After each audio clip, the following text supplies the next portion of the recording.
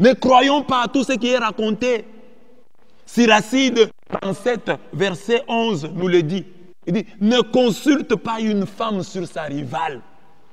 Quand une femme raconte une histoire sur une autre femme, tu ne sais pas ce qu'il y a dans le fond. Cette femme-là peut être sa rivale. Peut-être que la femme qui raconte là désire le mari de celle qu'elle incrimine. Vous ne savez pas. Comment vous allez savoir? Peut-être qu'elle veut prendre sa place. C'est sa potentielle ou sa rivale cachée. Vous ne savez pas. Quand une fille vous raconte une histoire sur une autre fille, vous ne savez pas. C'est sa rivale. Elle peut être sa rivale sur le plan affectif, mais sur le plan aussi vestimentaire. Hein? Et cette fille veut être la seule qui s'habille bien. Et elle voit une autre qui émerge aussi, qui commence à bien s'habiller. Elle ne sera pas contente. Elle peut raconter une série de choses sur elle. Ah non, ces habits-là viennent de la prostitution. Oh, c'est... etc. Ce ne sont pas ses habits. Elle les prend chez sa petite sœur ou sa grande sœur. Mais n'écoute pas quand elle raconte. On dit, n'écoute pas, ne consulte pas un lâche sur la guerre. Quelqu'un qui n'est pas courageux, tu vas lui poser des questions, le consulter sur la guerre. Mon cher, est-ce qu'on peut faire la guerre? Il va dire non, non, la guerre c'est mauvais. Il faut être pacifique. Il faut chercher la paix avec tout le monde. Il ne faut pas avoir la guerre, c'est mauvais. Il va vous parler de la non-violence. Mais en fait, c'est un lâche qui vous donne des conseils sur la guerre. C'est un lâche, ne le croyez pas. Ne lui faites pas confiance. Ne consultez pas un marchand sur une affaire. Il va vous rouler. Un acheteur sur une vente. Un envieux sur la reconnaissance.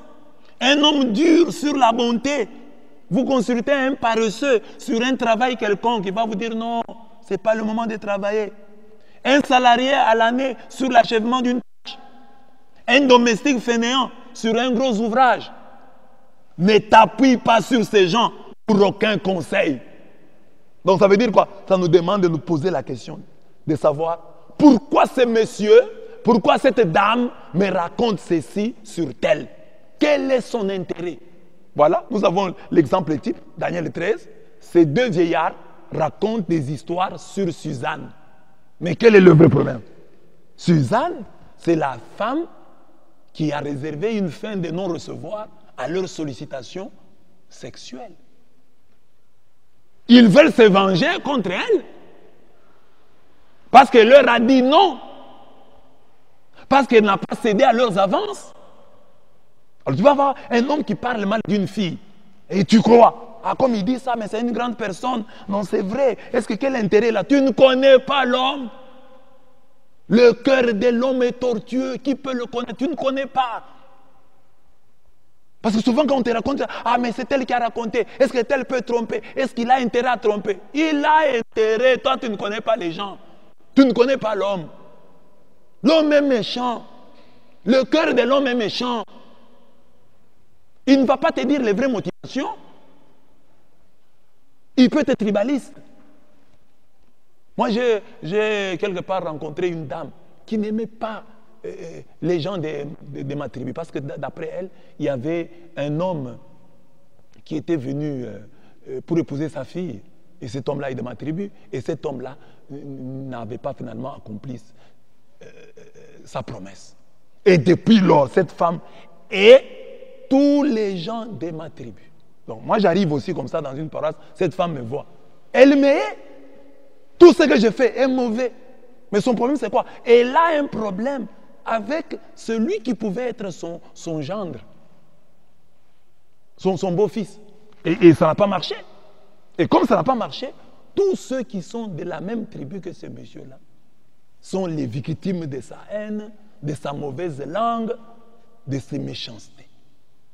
Alors, quand il raconte des histoires, il faut diviser par autant, parce qu'elle parle à partir de sa haine. C'est sa haine qui l'a fait parler. Il faut faire attention. Il faut faire attention. Ne croyez pas tout ce qui se raconte.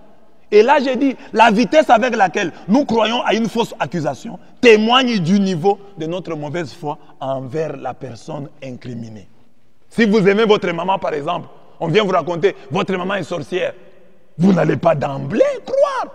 Vous allez dire, non, non, c'est pas vrai. Ma maman sorcière comment? C'est elle qui nous a élevés. C'est elle qui nous a gardés. Vous n'avez pas. Si vous aimez votre maman, vous allez résister. Peut-être, si c'est vrai, vous finirez par croire à ça après. Mais quand vous y croyez d'emblée, c'est qu'il y avait déjà quelque chose en vous. Prenons les cas des politiciens. Parce que souvent, je prends cet exemple-là. Ou des footballeurs. Si vous êtes fanatique d'un homme politique, par exemple, vous êtes de la Mouka, vous aimez Fayoulou. Si on vous raconte quelque chose sur Fayoulou, vous n'allez pas croire d'emblée. Vous allez dire c'est faux. Ça sont les gens de l'UDPS qui racontent ça. De la même manière, si vous êtes de l'UDPS et que vous aimez Fachi, si vous apprenez quelque chose sur Fachi, vous allez d'abord douter. D'abord, vous commencez par le doute.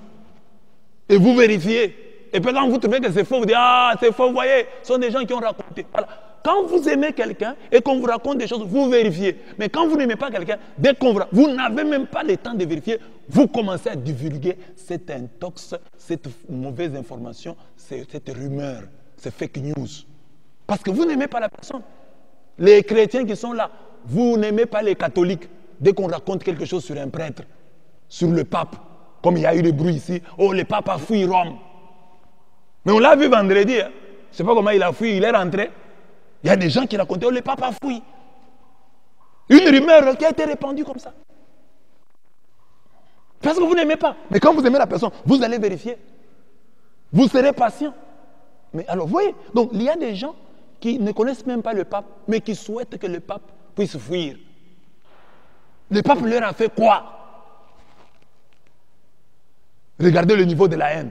Et même entre chrétiens, il y a des chrétiens, vous êtes ici, vous avez une église, à côté de vous, il y a une église. Mais tous des chrétiens, hein, invoquant le nom de Jésus. Mais dans cette église, on souhaite la chute du pasteur de l'autre église pour pouvoir s'en glorifier. Est-ce que nous sommes des chrétiens? Est-ce que nous avons cru en Jésus-Christ?